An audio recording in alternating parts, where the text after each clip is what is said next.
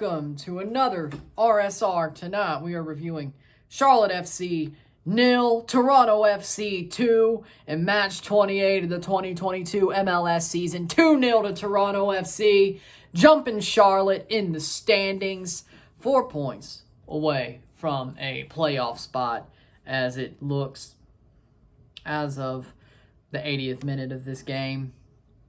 2 goals. First half, nothing. TFC trigger happy, not really letting the play develop, and Charlotte defending well. Toronto had good defense as well, but Toronto was very trigger happy in that first half and didn't really let a play develop, and were very hero balling it, trying to hero ball it. But in the 49th minute, right after a offside goal from Charlotte FC that to me wasn't offside, but okay, the refs helped us for once. Great, I'll take it. I won't complain. Lorenzo Insigne off the corner. Ball falls to him. A scissor kick off the volley into the top corner. Past Kalinia. He can't get a hand to it. It goes to the top bins. Bounces over his head. Great goal from Lorenzo Insigne. 1-0 TFC. Then, in the 65th minute, Federico Bernardeschi has the ball, shoots it through a space about this big, a freaking keyhole, and he puts it into the far post, past Kalinia to make it 2-0. What a banger of a shot from Bernardeschi. The 2 Italians, the 2 DPs score, goal each. What a game from Federico Bernardeschi and Lorenzo Insigne, and that will be enough. We get a clean sheet. Somebody's getting a GE washer-dryer pair. Good for you, whoever gets that. Alex Bono looks like he redeemed himself from last week, both matches, and that's a win. That's a winner for TFC. And you got to keep going. It's do or die, and they did. 1 of the 7 of the final stretch. Let's keep it going. With that being said, stats are as follows. 19 shots to 11, 4 shots on goal to 3, 59% possession to 41, 496 passes to 351, 86% pass accuracy to 79% pass accuracy, 15 fouls to 11, 0 offside to 5, 2 yellow cards to 0, 0 red cards to 0, and 6 corners to 3. Let me tell you, those stats do not follow the eye test. Toronto were the better team. Defensively, they were great in the first half. Again, in the first half, they were very trigger happy. Didn't really let the play develop. Tried to hero ball it, Insigne, Bernardeschi, Crescito. But they still had a 0-0 draw going into the half, going to the second half. Bono making a lot of saves, looking really good. Lucas McNaughton, for a while, I thought he was the man of the match in the first half.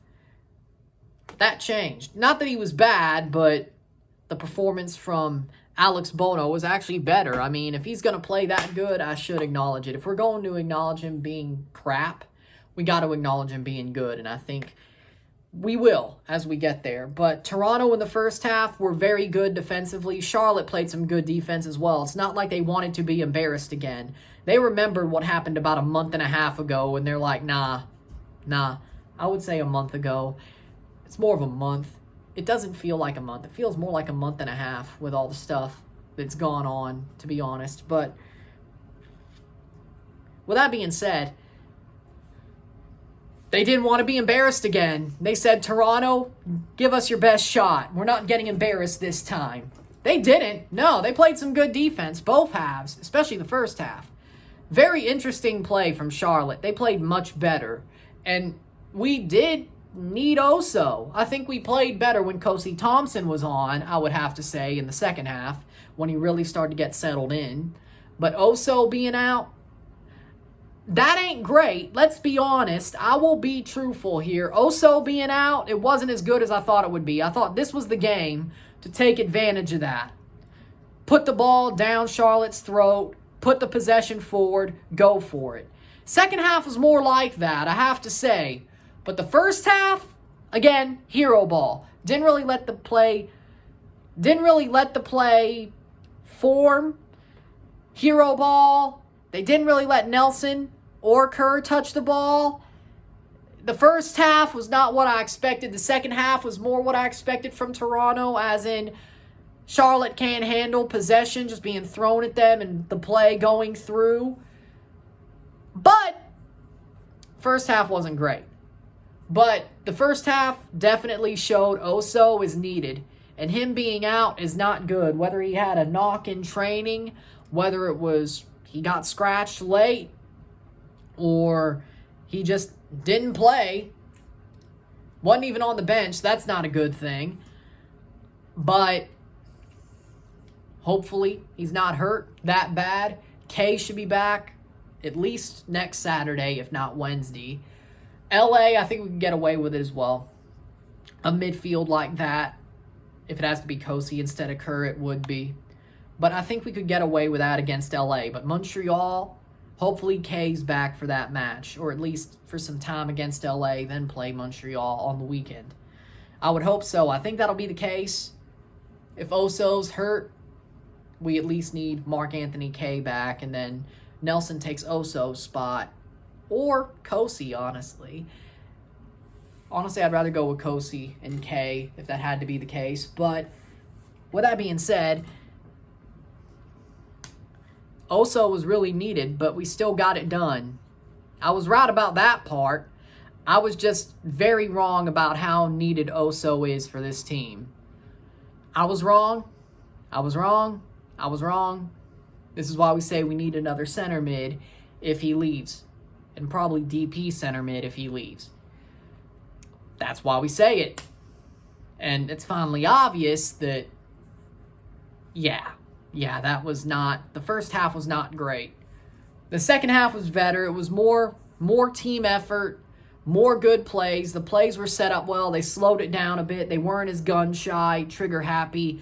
They played the ball forward. They had some good chances. Insigne, great off that corner. Bernardeschi, great long shot through that keyhole, that little space. They had more chances. Bernardeschi was very close to rolling one in. They had some very good chances in the second half. It should have been more than 2. It should have been 3 or 4-0. But this was not as embarrassing for Charlotte as the home game in Toronto was. It wasn't, but still, 6-0 on aggregate is pretty damn good. But TFC jumps them. Those are 2 good results. These are results we need. And damn it, good game. Defensively, strong. McNaughton, probably the second best player in the match, if I'm being honest. Yes, Insigne and Bernardeschi scored the goals, but Lucas McNaughton is damn good, and I'm not going to take any McNaughton slander. Lucas McNaughton is an MLS-level starting center back, and not even just MLS-level passable. This man is a possible star. He is damn good. He should be a starter. That problem has solved itself. Should I say he needs somebody who's less injury prone than Chris Mavinga to start with, or just better because Chris is starting to decline? Yes, Chris played well with him tonight. I'm not saying he didn't, but next season, when we have to buy somebody in the offseason, center back to go with McNaughton that's younger, who has a Chris Mavinga profile, but again, younger, closer to his prime, something like that. Does it have to be a DP? No. But I like what I see, but Chris, at this point, is more teetering on the edge of being a ever so often starter, but also could be a backup if it's your best team, right? And I like Chris. He played well, but he's injury prone. He's declining anyway. His best has passed him, and I'm not saying that in a bad way, but his best has passed him. He's still good.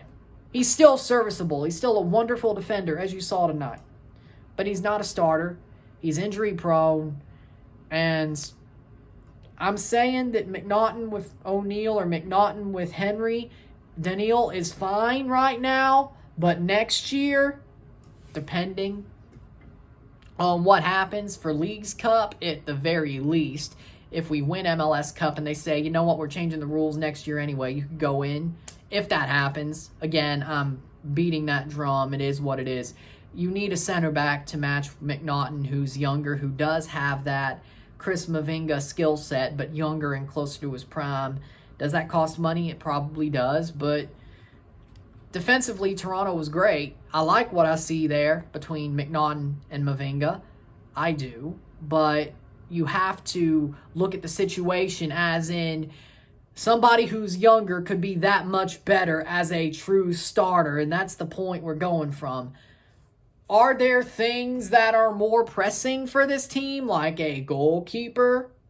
Maybe a Edric Menjivar from Olympia? I would say so. Hell, right now, I'd let Luka Gavran play for 6 games, even though man of the match is Alex Bono. To me, he is the man of the match. He had a damn good rebound from the last 2 games against New England and Miami, where he basically sent us to a point and a loss in those 2 games. 1 point in a week where we needed 4, at the very least. That could ruin us if we miss. That's the week you completely point to, if not the 2 draws against New England and the Chicago away match. The 5 matches I would point to the most is the Cincinnati series, the New England series, the Chicago away match, 6, and the Inter-Miami away match if we miss the playoffs. Those are the 6 I would point to. We needed to win 1 or 2 of those, and we didn't. But if we make the playoffs, all's well that ends well. But those are the games I'd blame if we do miss. But Alex Bono was man of the match tonight. He was. He bounced back well. He heard the chatter, and he put on a performance. I don't trust him as far as I could throw him, but if he could play like that every week, I would be happy. Does he realize he's playing for a contract? I bet he does now. Because he's a free agent at the end of the season. He's got 6 more games to earn another contract at the very least. If not 10. If I get what I want, and most of us get what we want, a crazy run, he's got 6 games at the very least to earn another contract, and 10 at the very most to stay with his team. I don't want us to be fooled, but if he could have a great 10 games, I'm not changing my thoughts. I say Edric Menjivar should be signed and be the starter at the very least. But, if you don't want to give Luka Gavran the shot, well, there you go. But man of the match, I have to give him his due for being good. If we're going to be on him for being shit, we got to give him his due for being good. Alex Bono's man of the match tonight. He got a clean sheet, a lot of saves, very good performance. I got to give it to him. Man of the match. So with that being said, Toronto, great win. They played better in the second half. They were the better team, but that second half was exactly what they needed. They calmed down, less trigger happy, played out the ball, let the plays play out. They got the goals. They won. We move on to Wednesday. We look at what's in front of us. We go. We get it done. And all that. Home stretch, 6 more. Let's get this done. 5 out of 6. At the very least. Well, actually, 6 out of 7, 3, 6, 9, 12, 15, 18. So yeah, 5 more out of 6. At the very least, hit that 48 points that we need at the very least.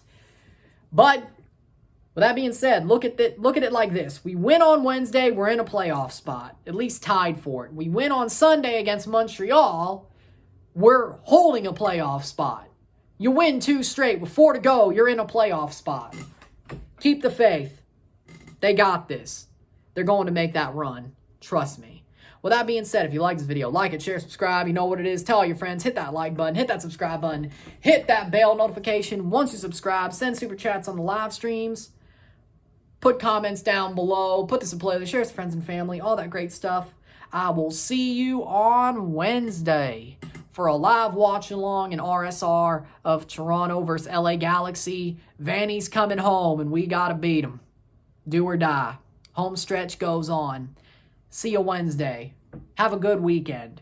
And have a good start to your week next week. I'm Ryan and I'm out. Peace. Come on, you Reds. Let's go. Don't let the Reds get hot.